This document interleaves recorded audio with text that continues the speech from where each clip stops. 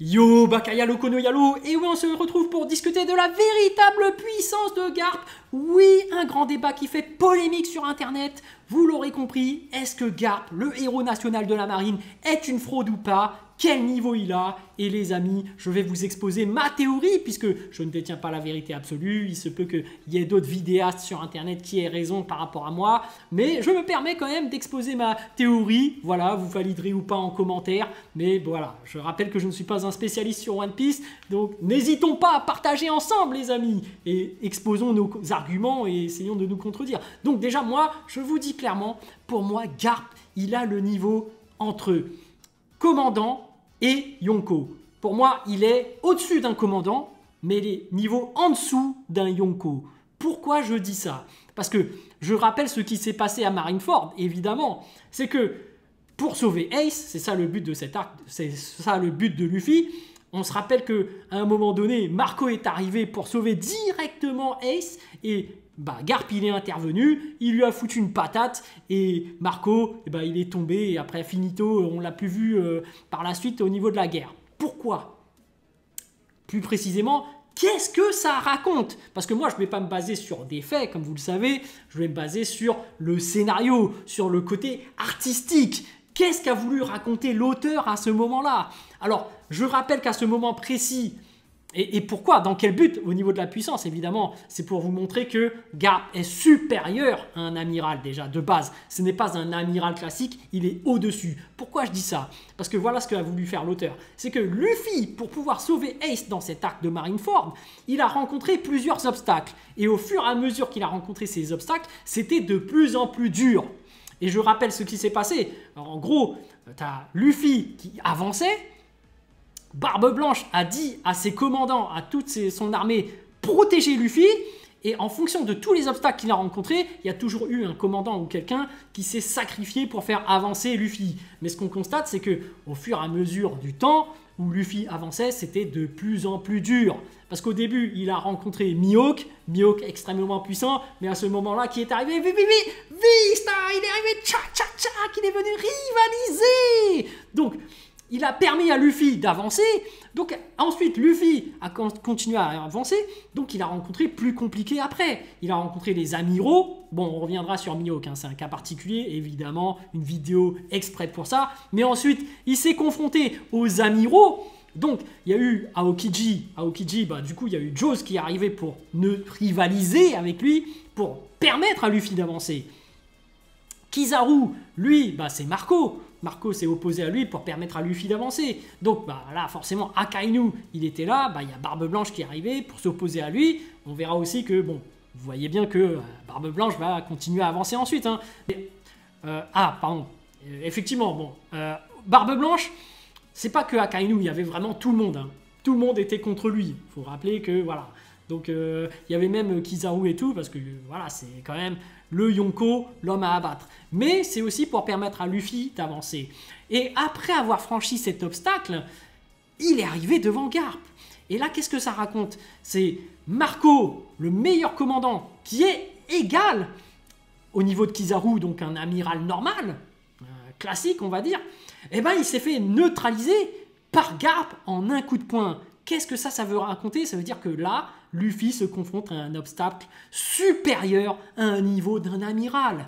Donc il est au-dessus, il est face à un mur infranchissable et on connaît le niveau de Luffy. Il ne peut pas passer et Barbe Blanche ne peut plus lui envoyer un autre commandant puisque le plus fort des commandants s'est fait avoir et que n'importe quel autre commandant se ferait avoir. Donc face à Garp, que va faire Luffy? Et c'est ça la problématique de ce moment. Et face à ce moment-là, le seul truc auquel nous on pense, c'est est-ce que Garp finalement a des sentiments? Est-ce qu'il va faire abstraction de ce qu'il a en termes de valeurs, son dévouement par rapport à la marine, par rapport à ses valeurs familiaux? Parce que Luffy fait partie de la famille. Ace fait partie de la famille. Est-ce qu'il va sacrifier sa famille pour son travail? Ou est-ce qu'il va sacrifier son travail pour sa famille? Et c'est là le contraste qui est très intéressant, je trouve. Voilà, c'est ça que veut raconter l'auteur. Et c'est pour ça qu'ensuite, finalement, Garp laisse passer Luffy parce que c'est un membre de sa famille. Il se remémore Luffy quand il était petit. Et c'est ça qui permet à Luffy d'avancer. Et même après, tu vois qu'il y a même une confrontation, plus ou moins, entre Sengoku et Garp. Tu sentais que les deux, certes, ils sont de niveau au-dessus d'Amiro pour moi, mais tu sentais que les deux n'étaient plus en accord alors qu'ils avaient l'habitude d'être un binôme extraordinaire. Alors là, je vous ai démontré pourquoi pour moi Garp est au-dessus du niveau d'Amiral. Mais pourquoi est-ce qu'il est en dessous du niveau Yonko? Eh bien c'est très simple. Rappelez-vous ce qui s'est passé lorsqu'on a vu Shiki. Oui, Shiki. Eh bien c'était Sengoku et Garp qui sont allés à deux pour neutraliser Shiki. Alors pourquoi ils sont allés à deux et qu'est-ce que ça raconte derrière?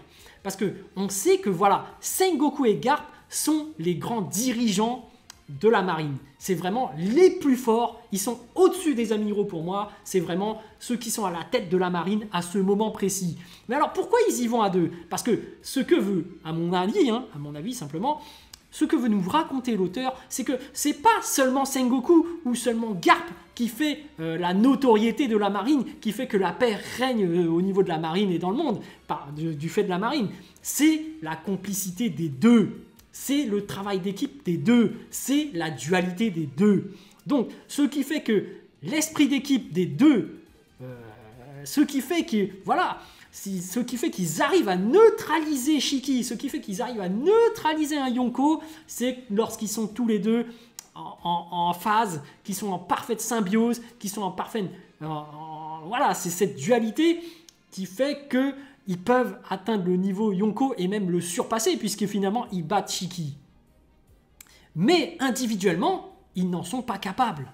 Et c'est vraiment cette combinaison de deux personnes, ce travail d'équipe, qui fait que la marine règne autant dans le monde à cette époque-là. C'est ça, en fait, qu'ils veulent nous raconter. C'est qu'au sein de la marine, en fait, en termes de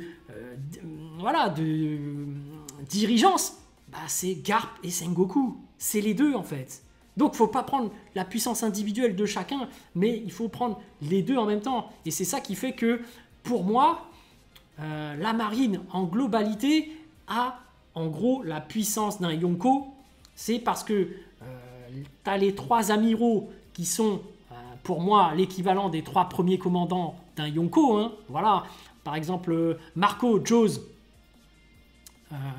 Marco, Jose et Vista, allez, on va prendre Vista, est équivalent à Akainu, Aokiji et Kizaru. Là, je parle de globalement, généralement. On ne va pas aller dans le détail de la puissance. Mais en gros, les trois s'équivalent. Et d'un autre côté, Barbe Blanche équivaudrait à Garp et Sengoku, ce qui ferait que équipage Yonko égale marine. Voilà, pour moi, c'est ça un peu l'équilibre des forces qu'il y a dans One Piece. Après, ce n'est que mon avis. Donc, voilà, pour moi, vu que tu as cette dualité, ce combo Sengoku-Garp, qui fait qu'ils arriveraient à rivaliser, voire battre carrément un Yonko, ça fait que Garp individuellement est forcément en dessous d'un Yonko. Mais, comme il y a l'arc de Marineford, j'ai dit que voilà, Garp est au-dessus d'un amiral, puisque tu as ce côté j'affronte des obstacles de plus en plus durs. Ouais. Donc voilà, après évidemment, il y en a plein qui vont me donner l'argument, oui, mais par rapport à Don Chinjao, comment ça se passe au niveau de Garp? Eh bien, j'ai fait une vidéo exprès par rapport à Don Chinjao. Je vous mets le lien en description. Sincèrement, pour moi, Don Chinjao, c'est vraiment de l'humour. Faut pas le prendre au premier degré. Faut pas s'en servir en tant qu'argument de puissance par rapport à Garp, évidemment. Garp, ça reste quand même un héros national de la marine. Il est au-dessus d'un amiral. C'est vraiment celui qui est à la tête. Voilà, tout comme Sengoku. Voilà, le niveau intermédiaire pour moi entre amiral et Yonko. Mais pour moi, il y a des gens qui vont me dire oui, mais Garp s'est entraîné exprès pour battre Don Chinjao.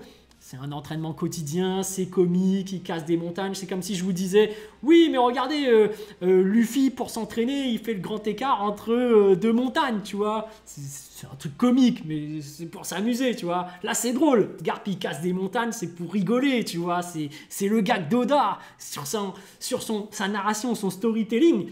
Ce qu'il a voulu nous raconter, c'était de l'humour. Tu vois, c'est comme le grand roi qui reste 5 minutes immobile, mais qui est ensuite à la puissance d'un Yonko. Il y a des gens qui vont dire, oui, mais voilà, lui, il est niveau Yonko, alors. c'est des gags, arrêtez les gars.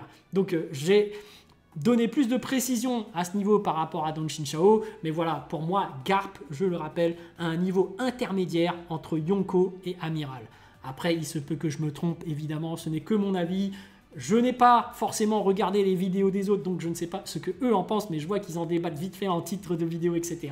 Donc je me permets d'intervenir et de rivaliser avec eux. Oui, tchac, tchac, tchac. Bon, évidemment, je pense que je ferai une vidéo exprès pour Mihawk, parce qu'il y a débat par rapport à Mihawk, évidemment. Évidemment. Et bien évidemment, le niveau de Beast, tchac, tchac, tchac. Bon, les amis, sur ce, je vous laisse. Donc, je vous dis donc à plus dans le bus, ou plutôt à plus tard dans le car, ou plutôt à bientôt dans le bateau.